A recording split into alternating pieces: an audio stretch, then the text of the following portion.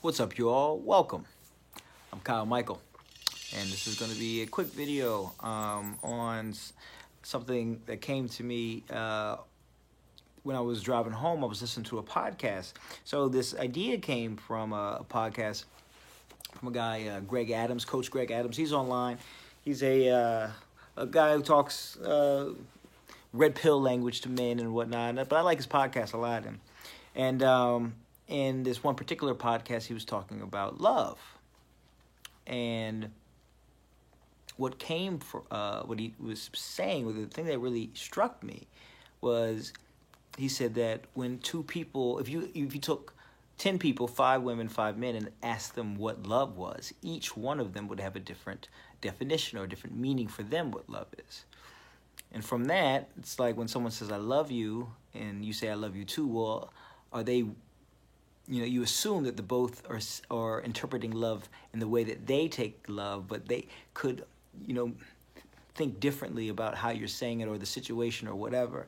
And it makes sense. And then, there's books out there called like what the 5 love languages and all that stuff that they kind of come from that same place of some people interpret love or experience the feeling of love in a different way. And so it's like, and how do you feel love? And do you feel love when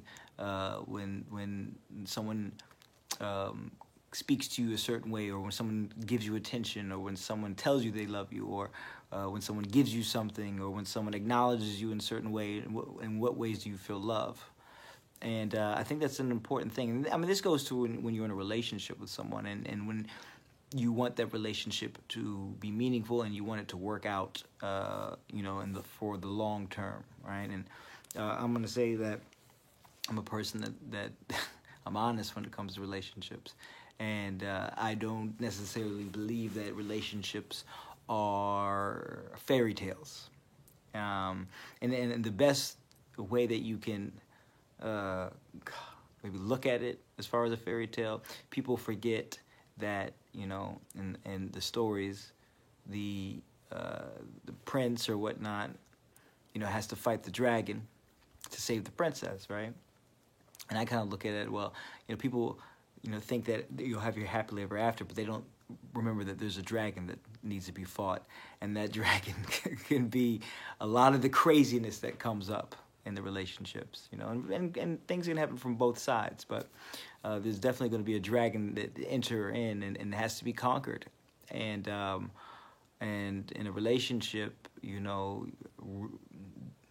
it's important that both individuals understand that things aren't going to be easy, but are willing to do what is necessary to get through it.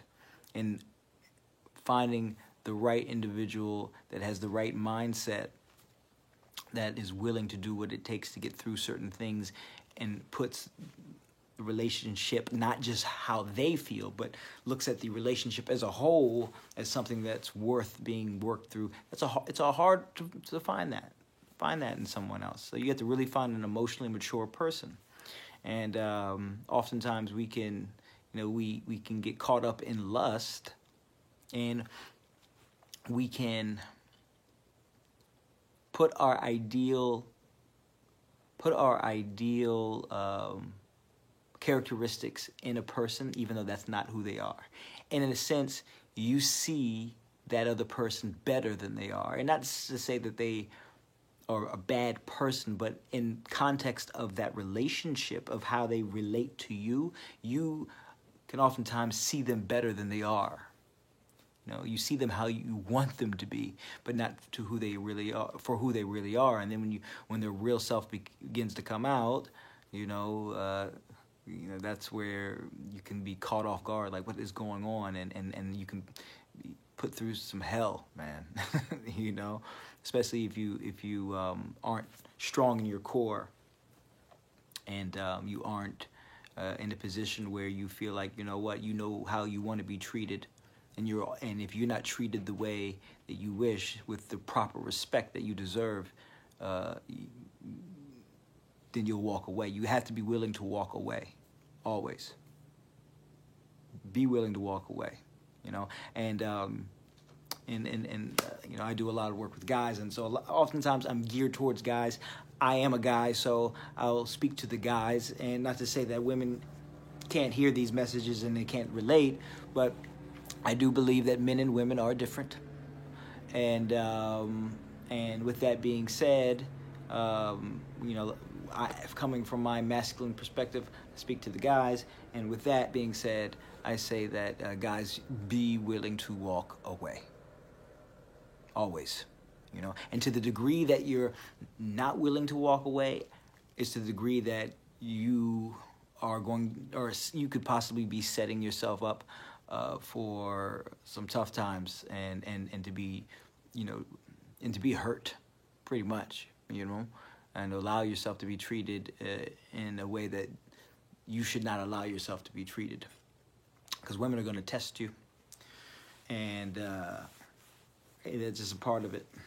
And so if you allow someone to treat you in a way that is not right, then you're only setting yourself up for failure. And you got to try to detach yourself too, because when you're caught up in the emotions and the feelings and the lust part, it's easy to miss certain signs that should be like, you can, because you can get to the point where you just let certain things slide because there's a part of you that, I'll let that slide. Or, it's not that bad, because you'll make light of certain behaviors that you should not make light of, because you like the person and you don't want to lose them, But if you get an inkling of, I don't like that behavior or something, or I don't like how this communication is, or certain, the way they're coming across, if you get an inkling, you got to nip that in the bud quickly. Because a lot of times, a lot of the crazy behaviors that can come out in relationships, a lot of times these people, especially you're talking about certain individuals you can get a relationship with where they have some borderline personality disorder going on. But a lot of the big things that happen as far as the emotional abuse that you can go through, and even physical abuse. Because guys go through physical abuse as well. The difference is that women tend to not be as strong as men, so they don't leave the marks, right? And then men aren't really, men aren't really going out, talking about how they're physically abused. And they, for some reason, seem to let these things slide. If a woman puts her hands on you, time to get out. Anytime. Now, you should never put your hands on a woman. Unless it's to protect yourself. Because if you have to protect yourself, you got to do what you got to do. But oftentimes, it should never even get to that point, though. And to kind of get back to what I'm saying is that, you're not going to just meet a woman and she's going to immediately just start acting crazy and buck wild. It's little steps that are taken, little tests that are given, and when you let one slide, well, then it gets worse. And then if you let that pass, it gets worse, and it gets worse. And finally, what could happen is you could get to the point where you're like, all right, whoa. But the problem is that you let so much stuff fly that they become accustomed to you bending over backwards. They grow accustomed to you keeping your mouth shut, that they look at you like, huh? Excuse me?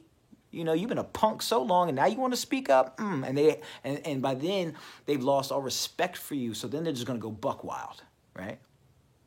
So don't even allow it to get to that point. But all these things take a lot of internal strength, and you got to go through the process, and you got to go through the journey. But once you get to that point, you realize, you know what?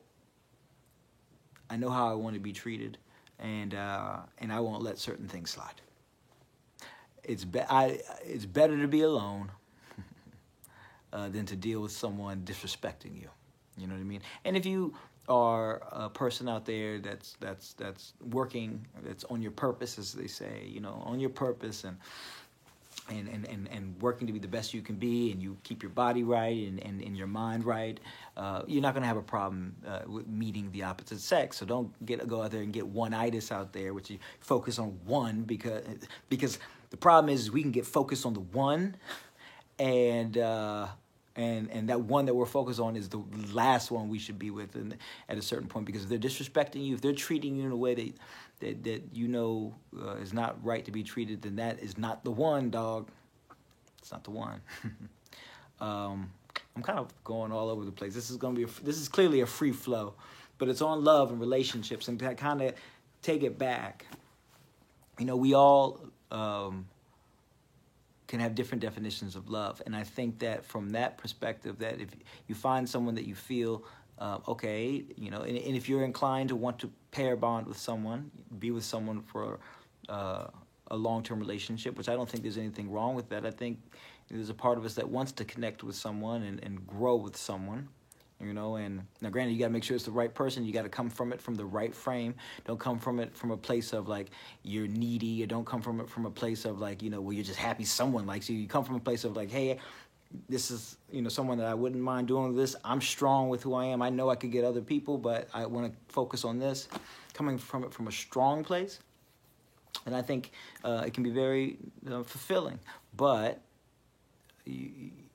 in that, you have to make it kind of clear, hey, this is what I mean when I say I love you. And what do you mean when you say I love you? What does love mean to you? And you got to say, you know, and you got to be like, and how do you feel love? How is it that you feel love from me when I do what? You know? And, you know, and you could come to a point where, like, the way they feel love is not the way that you really, it's not you. And they got to know that. And they have to appreciate how you give love, because otherwise, do they love you? Do they really love you, right? And vice versa, right? You know, because when you're getting into a relationship, you're taking two different people with two different perspectives, two different worlds, and now you're bringing the worlds together. And you want these two different worlds to be able to match up harmoniously to the best they can. And yeah, there's going to be issues along the way, but the positives better far outweigh the negatives. That's it. Far outweigh. You know, otherwise, what are you there for? It shouldn't even be 50-50. 50-50 ain't cool. If it's 50% positive, 50% negative, that don't seem like a good lifetime thing. I want it to be 80-20, you know, 90-10, ideal.